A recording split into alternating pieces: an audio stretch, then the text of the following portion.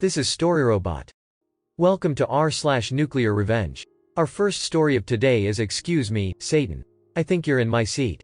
I'm going to start this story off by saying that this is absolutely not one of my most shining moral moments and that I'm well aware that I was a straight-up beephole for doing what I did. My only real defense is that I was in a super bad place mentally and needed a mountain's worth of therapy.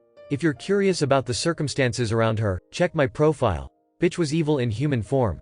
Now, on with the revenge. I was a weird kid growing up, really weird. It was mostly because I was being abused at home and forcibly isolated. My social skills were so underdeveloped that I had difficulty reading human faces aside from my grandmother, grandfather and father. Being the weird kid meant that I was a juicy target for bullies. It never stopped, but there was one bully that I hated more than any of the others. We'll call her Holly. This girl never passed up an opportunity to make my life hell, and since she lived across the street from me there was nowhere I could avoid her. Holly treated me like garbage. Here are a few examples. She put dog crap in our mailbox on a regular basis. She let my dog out of my yard and I was never able to get her back. She would also sit on her porch with her friends and roast the hell out of me to entertain them if I so much as put a toe outside of my front door.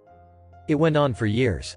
I hated her with the fiery passion of 1,000 suns, but while my grandmother was still alive there was nothing I could do about Holly.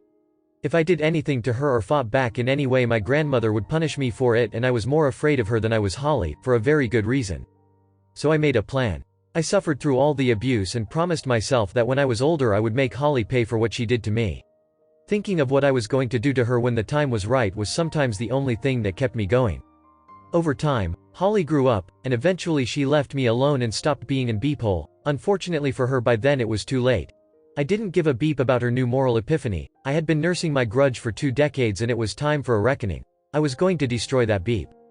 When my grandmother finally died, it was go time, and I'd had 20 years to plan. I wasn't idle while I waited. I'd made it my mission in life to learn as much about Holly as possible, and to do it I became friends with a few people on the periphery of her social circle.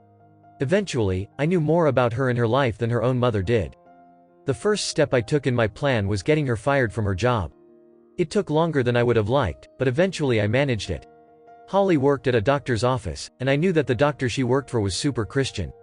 Very straight edge, upstanding type of guy. He also had a huge influence on the local community. I decided to become a patient at his office, scheduling my visits to be on the days Holly was off work. After a couple of visits I just happened to notice Holly in the staff photo on the waiting room wall. I made a show of looking surprised and then concerned. I got to the exam room, and the doctor came in shortly after. The expression on my face got his attention, and he asked me what was wrong. I told him that even though I didn't want to, as a Christian I couldn't keep my knowledge a secret and still sleep at night because I just couldn't let him endanger his soul and reputation by doing nothing. I had his full attention, then, and I asked him as one fellow Christian to another not to tell anyone where he got the information I was about to give him. After he promised he would, I told him that I knew that Holly was using illegal drugs. He was absolutely floored and at first he didn't believe me. I told him that I understood his skepticism entirely, but it was easy enough to prove or disprove my information with a drug test. If I was wrong, he lost nothing. If I was right he was saving himself from trouble down the road. He finally agreed to test her, and he tested everyone else too so that it didn't look like Holly was the only target. See, I wasn't actually lying. Holly smoked a shitload of weed, and I knew that because it was my dad she used to get it from.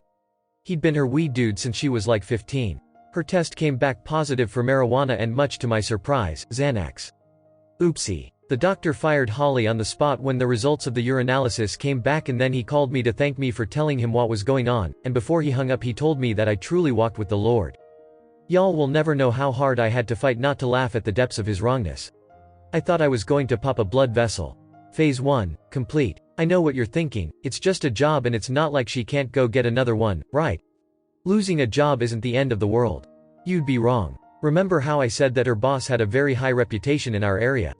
That man called every single hospital and doctor's office in the state personally to make sure that none of them would hire Holly and risk liability and loss of community trust for associating with her. Holly, her field of study was all pertaining to the medical profession, so her education was rendered worthless because nobody would hire her. I wasn't done yet. Nope. Not even close. She lost her job, and because she had no income her car got repossessed. She still had her family though, 2 kids and a fiancé. Who needs families? Am I right? With the help of a good friend of mine, we catfished the beep out of her fiancé. My friend is hot AF, and she let me use pictures of her to prove that she was really real. she even got on Skype with him once. When he finally made the arrangements for a face-to-face encounter and booked a hotel room, I texted the screenshots of everything to Holly from a burner number. To say the excrement impacted the oscillating unit would be a vast understatement. They broke up, the wild thing was an ordeal and Holly was devastated. She had 2 kids, no job, and now no fiancé who could help her keep the family afloat. A normal person would have stopped then. Unfortunately, I am not normal and I was going full scorched earth. I seethed for 20 years, no way in hell was I going easy on her. Phase 3. With her fiancé gone and no job, Holly was struggling badly. She needed money and she needed it quickly before she and the kids got evicted. Meth is a giant problem in my area. It's high risk but it's also fast money, and so I started subtly mentioning Holly her situation among my more legally questionable family. Eventually one of my family's friends who happened to be a meth cook got in contact with Holly and offered her a shitload of cash to let him cook dope at her house. It was supposed to be a one-time thing. 2 days and then done forever. Holly was desperate, so she said yes. Everything went smoothly at first, but dead in the middle of the cook someone called in an anonymous tip about an active cook and progressed to the local narcotics unit. They rolled up on Holly her house at about 3 a.m. and caught everybody inside, including Holly red-handed making meth.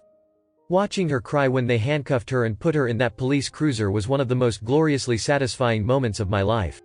She was in deep legal doo-doo, and to make a bad situation even worse, most houses where labs are discovered aren't deemed habitable afterwards because the toxic fumes from the chemicals used to make the drug get everywhere and it's super hard and time-consuming to clean. It's up to the property owner to either hire a hazmat team to clean it, or condemn it and tear it down. A lab cleanup costs thousands of dollars. It would have cost more money to clean it than the entire property was worth. So it got torn down, with everything Holly owned still inside. See, you can't take things out of a meth lab because they're going to be covered in toxic residue. It can make you very sick, especially young children. Everything in the residence is usually counted as a loss. Now, some people sneak in and grab stuff anyway, but whatever, it's their funeral. But since Holly was still sitting in jail, there was no way for her to get anything, and none of her close family were interested in risking getting caught sneaking into the house and being accused of stealing or tampering with a crime scene. Holly ended up in jail for a while, and while she was gone the court gave their father, ex-fiancé, sole custody of their children, and Holly was only given supervised visitation. 2 hours every Saturday if I recall correctly. Revenge is a dish best served cold, and mine was freezing. I was behind every single bad thing that happened in Holly her life, in one way or another for an entire 5-year period. She decided she liked bullying me and making my life hell, and she figures there would never be any consequences. Instead, I took her reputation, her job, her fiancé, got her arrested and convicted of a felony and her children taken from her, and the best part is that she has no clue I did it to this very day. She'd forgotten about me. What she did to me impacted my life forever, but to her it wasn't even important enough to her to bother remembering. I was nothing to her, so she never connected me to her problems. Last I heard she was in rehab for alcoholism and had her parental rights terminated permanently. After she lost her kids she just sort of gave up and crawled into a bottle and never came out again. I was tempted to tell her, but I decided that the helplessness and confusion about why everything suddenly went to hell in a handbasket was the better plan, because that means that every now and again I can contact her and pretend to give a beep about her troubles to get a fresh revenge boner about her newest tale of woe. She thinks I'm the nicest person she's ever met.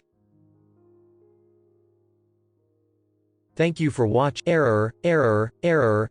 Problem detected. Not enough subscribers. Please subscribe, like and comment.